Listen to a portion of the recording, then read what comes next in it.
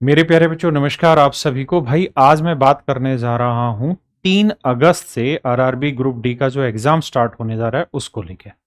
देखिए मेरे प्यारे बच्चों, ये सही वक्त है जहां पर आखिरी के कुछ ही दिन हमारे पास बचे होते हैं और ये आखिरी के कुछ ही दिनों की जो हमारी स्ट्रेटजी होती है, ये बहुत ज्यादा तो नहीं लेकिन 5 से 7 सवालों का डिफरेंस क्रिएट कर देती है।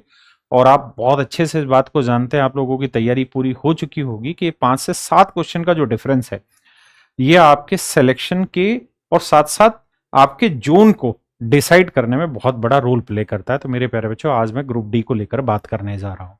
देखिए 3 अगस्त को पेपर है, मोटा मोटा देखे तो 15-20 दिन का समय बचा हुआ है। ये 15-20 दिन की आपकी क्या स्ट्रेटजी होनी चाहिए? आरआरबी ग्रुप डी का जो एग्जाम होने जा रहा है उसमें आपका सेफ स्कोर जो चाहिए, सबको पता है कि यार 70+ स्कोर आपको लेके आना होगा। इस बात का भी सबको पता है कि सर लगभग 50 लाख से ज्यादा बच्चों ने ग्रुप डी का फॉर्म अप्लाई किया। पिछली बार 1 करोड़ से ज्यादा बच्चे थे, लेकिन इस बात को भी समझना है कि भैया सीटें भी कम हो गई हैं, 32,000 से 22,000 सीटें हो गई हैं। साथ के साथ ये बात भी समझना है कि कंपटीशन, सरकारी नौकरी का जो कंपटीशन है ना, वो एक सर्कल है और हर साल उसमें करोड़ों बच्चा जुड़ता चला जाता है। तो जो तैयारी करने वाले बच्चों की जो संख्या है ना, वो बढ़ती जा रही है। इसीलिए क्वालिटी वाले स्टूडेंट की संख्या ज्यादा होती चली जा रही है। तो आज मैं आपके साथ जो एनालिसिस करूंगा वो प्रैक्टिकल एनालिसिस करूंगा, क्योंकि हमने ग्रुप डी के लिए आखिरी 20 दिन के लिए एक स्ट्रेटजी बनाई थी। हमने कहा था कि हम 20 सुपर मॉक लेने जा रहे हैं आप लोगों के लिए। हमारा एक ऐप है टेस्टविल के नाम से। उस टेस्टविल ऐप पर लगभग 40-50 हजार बच्चों ने मॉक टेस्ट दिया और उस मॉक टेस्ट के एनालिसिस के बाद मैं बहुत सारे रिजल्ट पर पहुंचा। उस मॉक के बारे में भी हम डिस्कस करेंगे और भी बहुत सारी चीजें डिस्कस करेंगे। तो आप सभी का स्वागत है। देखिए यार, अगर आप चाहते हैं ना कि आपका रोज स्कोर 70 से ऊपर जाए, तो 2 चीजें इन आखिरी दिनों में आप पकड़ लीजिए। पहली, जो भी मॉक टेस्ट हो वो बहुत इंपैक्टफुल होना चाहिए।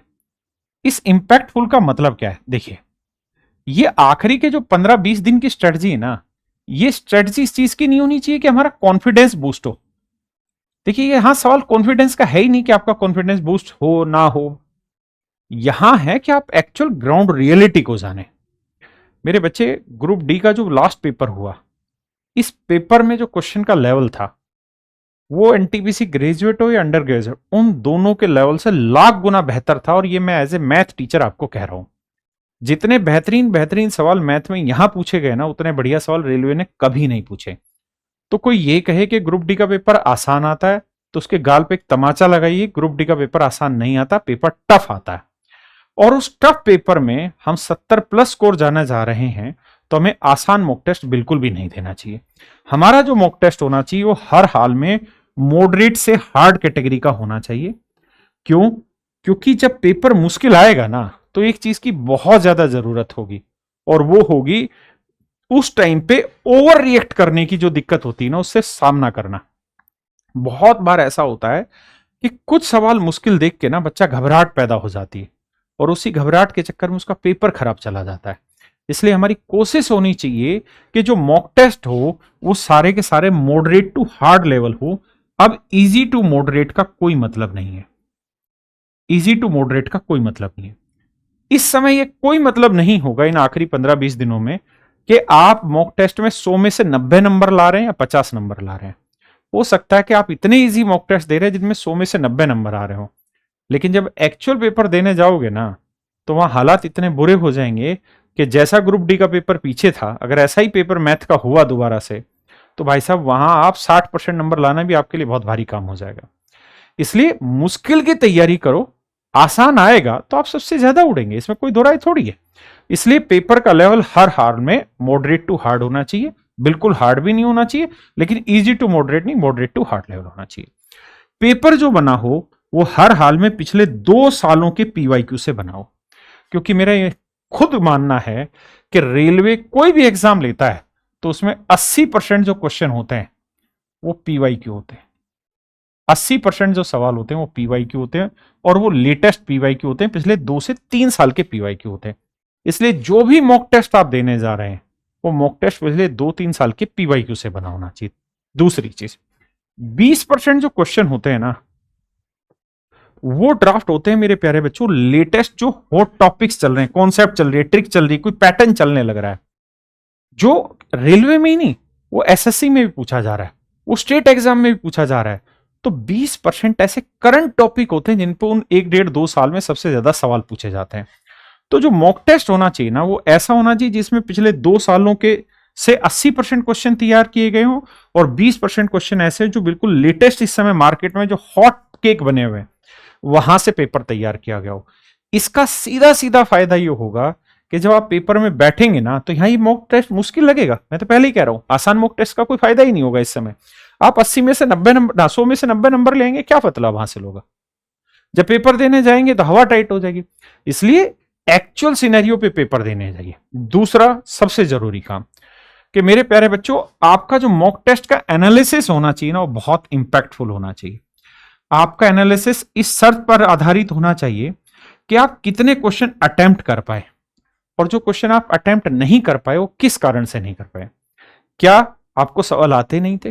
क्या आपको सवाल आते थे लेकिन समय नहीं था? तो आपका एनालिसिस इस तरह भी होना चाहिए कि मेरे पास समय क्यों नहीं बचा।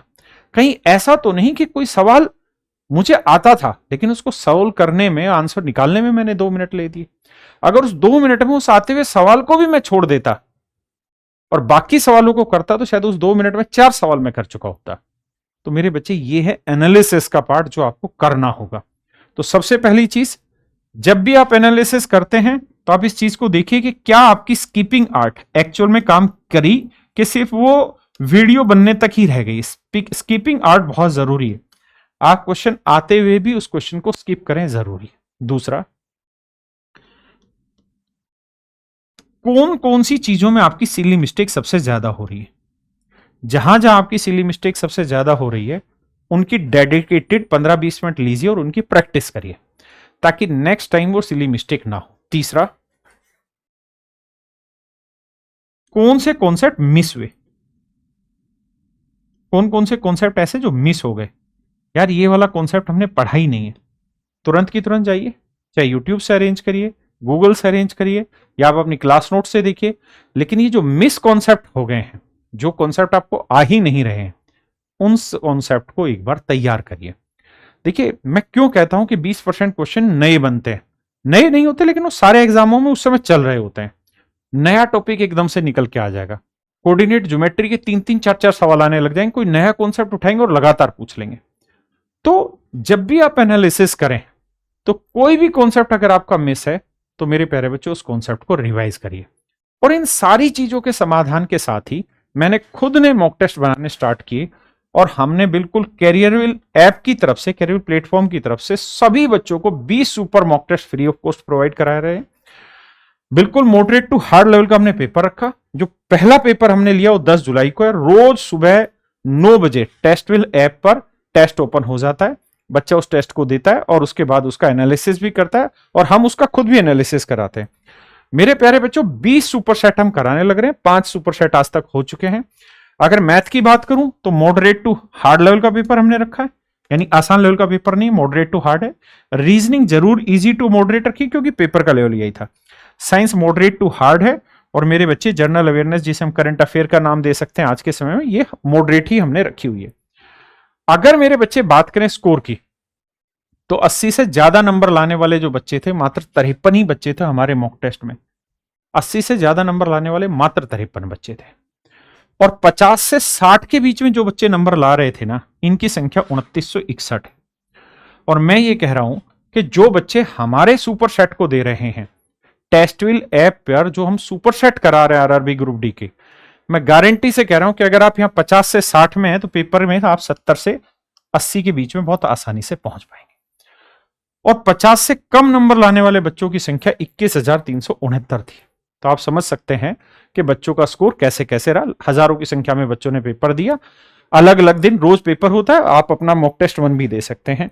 हम लोग क्या कर रहे हैं, इन मॉक टेस्ट का कैरियर रेलवे एग्जाम यूट्यूब हमारा चैनल है, और इसी यूट्यूब चैनल पर इनका एनालिसिस कराते हैं। जैसे जो पहला एनालिसिस कराया वो 4 दिन पहले हमने कराया। 3 घंटे 42 मिनट की वीडियो है। मैथ है, रीजनिंग है, साइंस है और जनरल अवेयरनेस है। सारे सब्जेक्ट लिए मैथ में खुद कराने लग रहा हूं। इतनी लंबी वीडियो एनालिसिस की इसलिए बन रही है कि जो नए नए हॉट टॉपिक्स हैं, नया नया कॉन्सेप्ट है, कुछ चीजें एक्स्ट्रा जो बतानी मुझे सवाल के साथ। देखिए आप जब 25 सवाल मैथ के कर ले रहे हैं ना, तो मॉक टेस्ट का एनालिसिस या वीडियो सॉल्यूशन ऐसा होना चाहिए कि उन 25 क्वेश्चन को करने का पूरे मैथ का कंप्लीट रिवीजन हो जाए। तो मेरे प्यारे बच्चों, हमने इस मॉक टेस्ट को कंडक्ट कराया, 5 मॉक टेस्ट अब तक हो चुके हैं। रोज एक मॉक टेस्ट होता है, सुबह 9 बजे वीडियो डल जाती है यूट्यूब पे, 9 बजे ही हम टेस्ट भी ओपन करते हैं। अब इस मॉक टेस्ट की अगर मैं बात करूं तो मेरे प्यारे बच्चों, जो टॉप 50 बच्चों की अगर हम एवरेज मान के चलें तो मैथ में 22 से 23 सवाल इन्होंने ठीक किए, रीजनिंग में 26 से 28 है, साइंस में 17 से 19 सवाल ठीक किए 25 में, जीए में 14 से 15 सवाल ठीक किए। लेकिन जो बड़ी और विचित्र बात मैं आपको बताने जा रहा हूं वो ये है कि जो टॉप 50 बच्चे उन्होंने मैथ में 25 में से 23 सवाल ठीक किए, लेकिन अगर मैं 50 के बाद अगले 100 बच्चों की संख्या ले लूं ना, तो उनके 25 में से 17 ही सवाल ठीक हुए। जानते हैं दिक्कत क्या रही? ऐसा नहीं है कि यहां 50 में से 23 सवाल ठीक कर गए बच्चे मैथ में और उसके बाद वाले 100 बच्चे 17 ही सवाल ठीक कर पाए। 6 सवालों का डिफरेंस क्यों आया? डिफरेंस इस वजह से आया क्योंकि वो टाइम मैनेज नहीं कर पाए। पेपर मॉडरेट से हार्ड लगा, जब मुश्किल लगा तो हाथ पैर फूलने लगे, टाइम को मैनेज ही नहीं कर पाए। इसलिए जरूरी है मॉडरेट टू हार्ड लेवल के मॉक टेस्ट का प्रैक्टिस करिए आखिरी दिनों में, बहुत जरूरी है। जब तक स्कीपिंग आर्ट नहीं सीखेंगे पेपर टाइम पे होगा ही नहीं। और यही चीज मेरे प्यारे बच्चों आपको सारे सब्जेक्टों में देखने को मिल रही होगी। और जो टॉप 500 बच्चों की बात करें तो मैथ में 13 से 15 ही सवाल इनके ठीक है। आप देखिए टॉप 100 में 15 से 17 सही है और टॉप 500 बच्चों में 13 से 15 की एवरेज है। यानी उसके बाद के बच्चों के नंबर देखोगे ना तो एक एक दो दो सवालों के ऊपर टॉप 100 और टॉप 500 की रैंक में आना शुरू हो जाते हैं वो बच्चे। लेकिन जो टॉप 50 बच्चे हैं ना, उनका आप देखेंगे हर एक सब्जेक्ट में स्कोर बहुत अच्छा आने लग रहा है। तो इसलिए बहुत सोच समझ के आपको पेपर देना है। एक सवाल गलत करना, एक सवाल छोड़ के आना, एक सवाल स्किप करके आना आपकी समझदारी का परिचय नहीं, आपके सिलेक्शन का परिचय है। और देखिए यार, सेफ स्कोर वगैरह कुछ नहीं होता, सबको पता है 70+ नंबर आपको लेके आना पड़ेगा। 70+ नंबर है तो आप सेफ है, नहीं तो नहीं है। 70+ नंबर कैसे लाएं? आखिरी के 20 दिन है, कोई अलग से तुरमखाई नहीं करना होगा। आपको 20 सुपर मॉक में करा रहा हूं, इन 20 सुपर मॉक के थ्रू आपको गुजरना होगा। मुश्किल लगेगा, घबराइए मत। यहां अगर आप 100 में से 50 नंबर ला रहे हैं तो विश्वास मानिए आप एक्चुअल एग्जाम में 70 नंबर ले आएंगे। लेकिन अगर मैं इजी मॉक कराने लगूं आपको, तो उस इजी मॉक का सबसे बड़ा नुकसान ये होगा कि आप यहां 100 में से 90 नंबर लाएंगे। लेकिन जब एक्चुअल पेपर की बारी आएगी ना, तो मेरे भाई वहां 100 में 60 नंबर भी लाने मुश्किल हो जाएंगे आपके। तो इसलिए अच्छे से तैयारी करिए।